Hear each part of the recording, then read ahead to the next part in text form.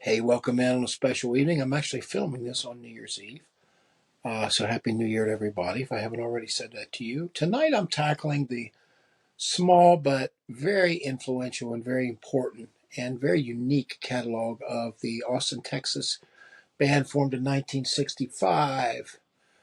Stacy Sutherland, Roky Erickson, Tommy Hall, Ike Walton, uh, I forget who the other original member was. Was it Benny Thurman, Ronnie Leatherman, Danny Thomas, Danny Galindo, and Duke Davis, taking it all the way out there to the end. Talking about the Magic 13th floor elevators, nothing quite like it. Anybody who needs to really educate themselves on it, I think their catalog is very interesting in that it really kind of has a larger breadth than what you would think.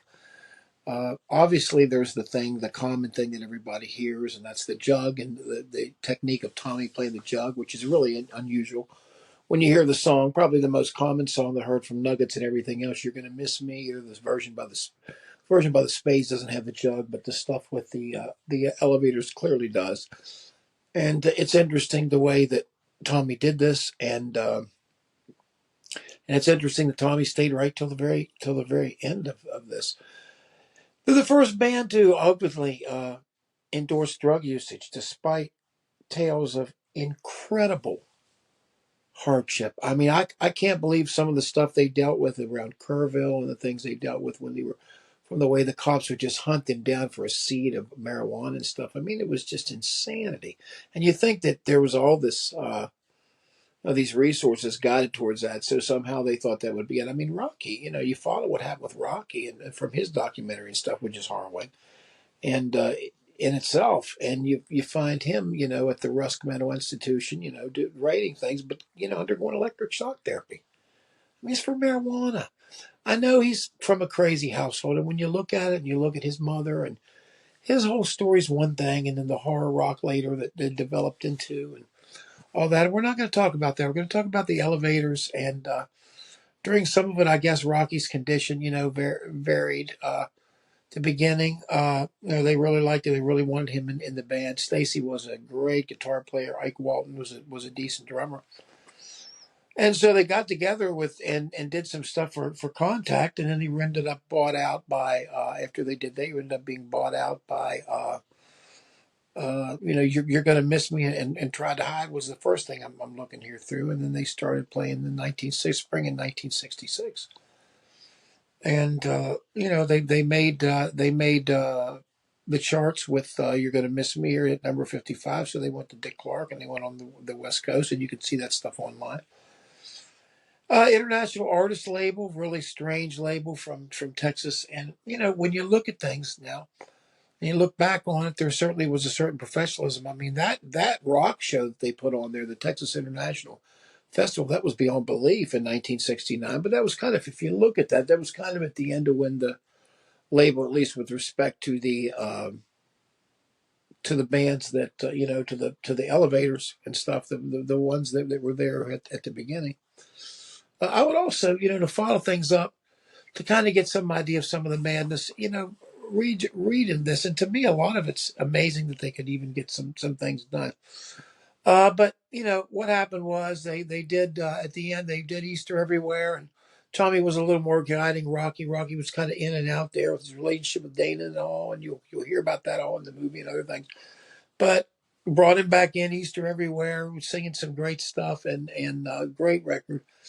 And of course, the first one, great record, the artwork, incredible. Some of the things that they did, some of the pioneering ways they were, the attitude towards drugs. But it really markedly fell off after that. And their last studio album, which we'll talk about sooner than rather than later, was one that certainly for me was disappointing. I mean, it had a certain charm to it, but at that point, Stacy Sutherland was driving the ship, and he had a problem with drugs. And it sounds like some of the horn arrangements on that record will make your toes curl, man. I mean, they are astonishing. I mean, it sounds like you've heard things on local records sound more convincing and better and more matching with the reverb and more matching with the sound. It sounded like whoever recorded them, despite what they said, had very little idea how to get things matched up. Well, we're going to start off here. There's four records. Unfortunately, Stacy, as everybody knows, after the thing was done, was spent some time in jail for drugs, and then came out and was with this lady Bunny, with his girlfriend. She shot him and killed him. Tommy Hall's still alive. Rocky, we know passed. So I mean, it's funny, Rocky hanging out with Towns Van Zandt. Can you imagine what that room was like in 1967? Yeah. And Janis Joplin, that's kind of where Janis Joplin got her, clearly from Rocky. I mean, if you listen to it side by side, you can hear that. Anyway, when you look at the band and you look at what the members were in the years, you got Rocky pretty much from the beginning to end. Same with Tommy Hall, Stacy all the way to the end. And when you're talking about, let's see, 1969, after that was when the band was done. Benny Thurman starting off there on bass, and then Ronnie Leatherman taking off in the middle of '66, spring of '66, and then Danny Galindo taking over right before 1968, the end of '67. Duke Davis coming back in for that, and then Ronnie came back in again. John Walton, only two drummers, John Ike Walton till right before 1968, and Danny Thomas, who took over just in time for Easter everywhere to get everything done with that. But anyway, Rocky had all this pleas of insanity and drug charges and things. Stacy Sutherland, like he had his own band for a while. They did okay, but he really had a lot of alcohol issues and things too. Danny Galindo actually played with Jimmy Vaughn at some time. Danny Thomas tried to move things back with the tried to keep things going. Tommy Hall still lived in public housing downtown. Last time he was said he's rumored to be a follower of Scientology, and he doesn't think of himself as a musician, although he lost his jug a long time ago, which I think is cute. Ronnie still lives in Kerrville, Texas. So read that about that. Look at that. Anything you can find out about these guys. I mean, it's fascinating. They are certainly the pioneers. There's a lot of tributes and things to them. But when they're talking about the records, there are 3 studio records, but actually there are 4. I bought the wonderful box set that shall show you the head of here, which is basically called, Music of the Spheres, which has, all 3 studio records and 180 gram. And I have Bull of the Woods. I have an early pressing of the Psychedelic Sounds first record. Beautiful artwork and all this stuff. But I think we're going to say there are 4 records. And why there are 4 records? Because the live record is not a live record. It has some of the contact stuff on it. It has some of the different things, but they are studio outtakes from the band. And that is my number 4. Elevator's record is the only one I do not have on vinyl. Believe it or not, they didn't even represent it in the box set because they were so embarrassed that they put it out. 13th Floor Elevators Live, a complete fraud. Studio versions of Before You Accuse Me, She Lives in a Time of Her Own, Tried to Hide, You Gotta Take That Girl, I'm Gonna Love You Too, Everybody Needs Somebody to Love, Levitation, Roller Coaster, You're Gonna Miss Me, You Can't Hurt Me Anymore from a concert. This is not from a concert. These are studio outtakes with things going on here over top of it. Let's just put it that way. Here's a pretty good version of the back if you take a look at that. That looks pretty good there. You can see the detail. Yeah. That's how it was advertised. It came out in 1968. From my understanding was some of the band were really pissed off. It had very little input from the band. They decided they were going to do that, and they did it. And it is every bit the bit it is. I mean, it's a good, if you take it off, like I have the context sessions that comes into that. Some of the stuff in there is good. Not all of it. But, some of these things, if you peel this off and listen to that, I'd rather have it like that. And so that's my number 4 live, the record that is not a live record, which is number 4. Well, number 3, there can be little doubt about number 3. And I talked about the big drop off in 1969. And I talk about the Stacy Sutherland with a Tommy Hall contribution here of Bowl of the Woods, which is far different. And it has its fans. It's got a certain sound. It's got a certain rock sound. Now, here are some of the things that they have. This is the inside to this. This is not the way the record was released. The record was released She Believes It Was and Fell Apart Right Again. It's a pretty bad drawing, as you can see, of a bull.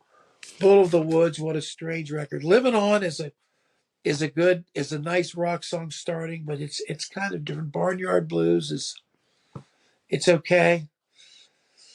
Till Then's a pretty cool song. I mean, you've got Never Another Erickson coming in, and some of these things, Down by the River again, Stacy, number 6. But to me, May the Circle Remain Unbroken was a single that was released off of this. It was Rocky Dunn. It was really bizarre. This is produced by Ray Rush. And Doctor Doom is on here. It's got some horns on it with you, with some of this funny. You've really got some Till Then. You've got some pretty comical, comically bad trumpet and horn parts. In so much as they weren't even matched, they were done with no reverb whatsoever, and the guitar and all the sound on most of the record is like heavily reverb, and it didn't match. It's interesting that Ray Rush, a guy, I guess he did stuff with the Crickets and stuff back in the day, but it just goes to show you. But it was still released, United Artists LP number 9, and that's my number 3. The last gasp really from the band as far as the studio goes, and it really was Stacy, and it's a shame.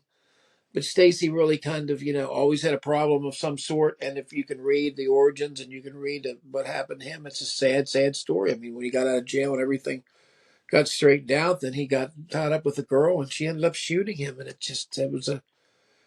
he was abusive, evidently. And, that's the way these things go. But when the people don't want to leave, they need to leave when things are good, and they don't. And they think they're trying to do something good, and they end up in tragedy. And so we've lost one of the great, pioneers of the electric guitar. Can you imagine this guy in the condition these guys are in back in 65 with all the paranoia what's going on? What was so great was you see all those guys like with the Langston or whatever in the book for this 13th floor elevators, Music of the Sphere. It's great history of the whole thing. You can read it. The local writers that were like, going there and, on the slide dropping a little bit. It's just some funny stuff. But I mean, they were so afraid. It was crazy. They really lived in a constant state of fear. It was legitimate because people were one of the things they would do. Like they would, one of the things that they did in one of the counties was they picked these guys up tripping, and then they blindfold them and then throw them off a bridge into the water, shit like that. I mean, that's for fun. Law enforcement. I mean, that to me, when you read about things like that, it makes you sick. But anyway, Bull of the Woods, that is my number 3. So let's move on here to my number 2. And my number 2 may surprise you. I thought about this long and hard. And it's, how you going to... 2 and 1 are really, really close. But I'm talking about the monumental, psychedelic sounds of the 13th floor elevator. And the beginning of... I don't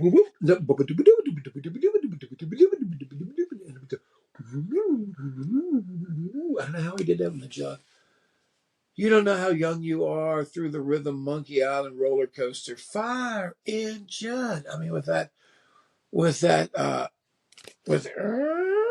going, it just sends a chill right to down. Doesn't try to hide. It's great.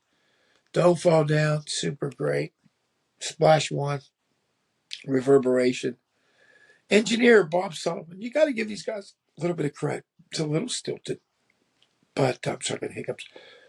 Really fantastic. You're Gonna Miss Me was evidently produced by Gordon Bonham. All other songs produced by Leland Rogers, the brother of Kenny Rogers. Yes, and She Believes in Me. For what it is, dude, he was a lady killer for a long period of time, man. He had his shtick going, and nobody stopped him. Anyway, they thank everybody on this. Monkey Island Tried to Hide. Let's look at some of what they have on the inside of this thing here. This bonus thing. This is not how the record was released. I have an original record, and it was not. It was not a gatefold or a double like this. This has extra stuff in it. I guess it's got extra versions, or they put it at 45. I don't remember how this one was, but I think this is the whole record. Oh yeah, there's a mono and there's a stereo version on both of these. So that's what's nice. And so that's my number 2. Man, how in the world can you measure this, when you look at this artwork and you hear Tommy at the end talking about, for mental state and drugs and putting the, what's my son used to do with this thing, with the sound. But this is number one, mono stereo LP 1A number one. I've got stereo LP 1A number one. I do not have the mono, which I would love to have. But psychedelic sounds of 13th floor elevators. I mean, we're talking about shades of stuff now. As far as making an impact on history, as far as something going in the balls of this company to do it, to release this sort of thing on the market was incredible.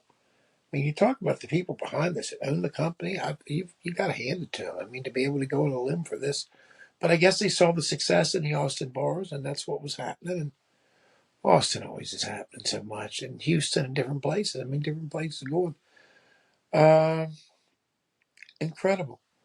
The impact clearly of that was number one, but my favorite, and that's what this is about, right? It's about what your favorite is. Well, my favorite clearly is the second record here. I'm talking about Easter Everywhere, released October 25th, 1967. If you think about their record, Psychedelic Sounds was released in October 66, right about the time Freak Out, or maybe around that. Then you've got Easter Everywhere 67. The Fraud Live 68. And then the early, in the spring of 1969, you've got, it kind of looks like a George Harrison thing or something. But you've got the Bull of the Woods and the last one. But this Easter Everywhere, what a piece of artwork. What a beautiful, beautiful cover. Now let's see what they did with the inside. They kept it standard. Oh, I love this picture, that picture there in the studio where they're all, I don't know if they're coming down or whatever, but they're all in there, man. The whole crew's in there at the time with both Dannies and Galindo playing bass and Thomas. But then you see the big three, Stacy, Tommy, and Roky. Super, super, super.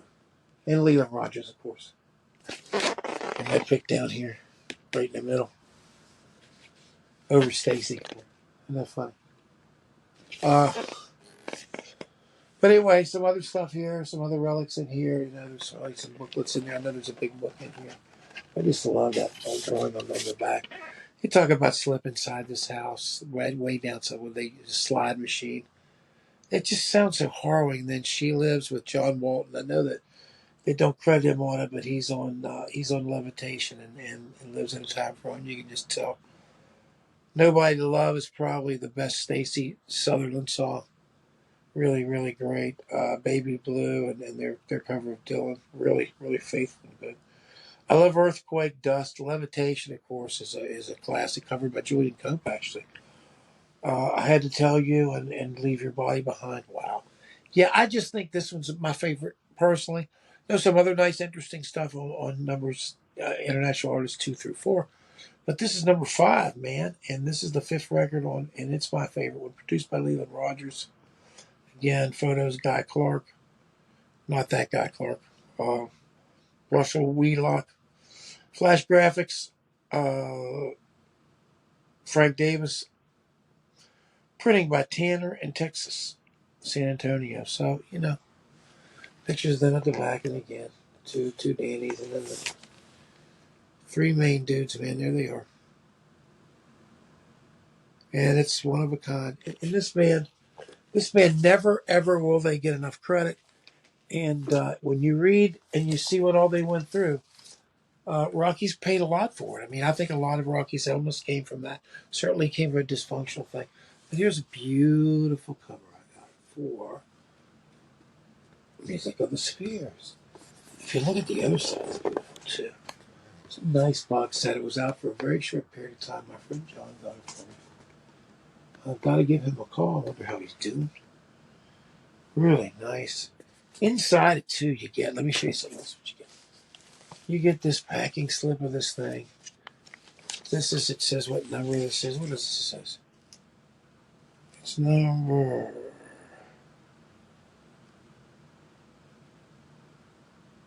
I can't see. Tells you what number it is. 422, I think, or 3,000. I didn't know they limited it like that. Isn't this nice? You get all these little things with this. This is really nice. Look at these. Look at that. You know what I'm talking about, right? God. Yeah. Not that I'm ever going to do anything with them, man, but this is beautiful stuff. And you get another little EP here with it, and I guess Rhodes Recording Company, 13th floor elevators, fire engine, reverberation, Monkey Island, roller coaster, so a lot of things. I'll check it, but anyway, that's it, man. Thank you guys for everything here this year. This is my last one I'm filming this year, one of the last ones I'm filming, so we wish you all a Happy New Year here, and please leave your thoughts below on this. I know the 13th floor have probably reached a lot of people. I'm a little Captain Obvious in this one, but I know they have a very limited catalog, and I think that the difference really between it is really the sound development. It's kind of why I like the second one better. I think the sound moved out a little bit more. I think it became a little more of a full band, and I don't necessarily think it's because of the players, but I think the recording was a little bit better at the time. The recording at the time, 1960, the first record sounds very 1966, kind of like Freak Out did. It didn't have the recording equipment did not really develop as much depth and master over the depth of sound as it did later, so everything became a lot more monochromatic, and the sounds are even mono. Even the stereo mixes were not imaginative, so Um, that's kind of the difference. And I think by you got to the time when you got to 1967, that Slip Inside This House. And then you had those other singles that were released between then. She Lives in a Time of Rome, which I love. Levitation. Super record. Anyway, I love you guys for being around here. Please do us a favor. Hit that like button. We really appreciate you all out there. We're going to have a great year here in 2025. And we're going to have a new record out here very soon. I know I've told you I'm almost done to mixing. I am done to mixing, I think. I'm going to listen to this thing one more time, and I'm sending it off for mastering, and we're ready to get the thing done. Anyway, I wish everybody a happy, happy, happy New Year, and great things for everybody out there. And again, do us a favor, hit that like button, and you can keep us rolling here. And that's what we'll keep doing, bro. Good for 2025, man. We'll guys catch you next time.